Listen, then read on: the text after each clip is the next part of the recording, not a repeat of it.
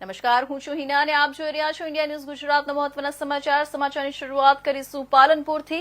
તો પાલનપુર તાલુકાના ખોડલા ગામમાં વર્ષો જૂનું ન્યાય મંદિર ગામની વચ્ચે આવેલું હતું। જે ન્યાય મંદિરમાં ગામના વડીલો ગામમાં જ ન્યાય કરતા અને પોલીસ ફરિયાદ કરવાની જરૂર રહેતી ન હતી।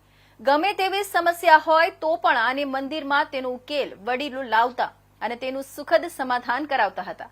આ ન્યાય મંદિરની બિલ્ડિંગનું પાલનપુરની ધારાસભ્યની ગ્રાન્ટમાંથી નવીનીકરણ કરી નવીન ન્યાય મંદિર બનાવવામાં આવ્યું હતું।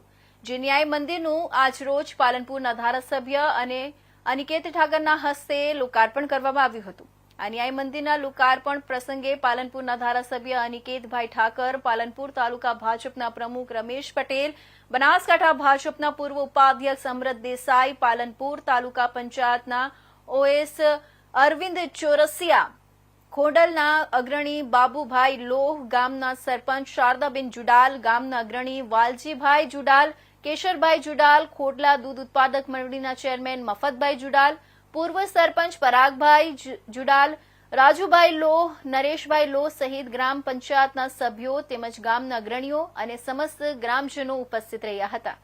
આ પ્રસંગે ખોડલા ગામમાં નાખેલા સીસીટીવી કેમેરાનું પણ પાલનપુરના ધારાસભ્ય અનિકેતભાઈ ઠાકરના હસ્તે લોકાર્પણ કરવામાં આવ્યું હતું।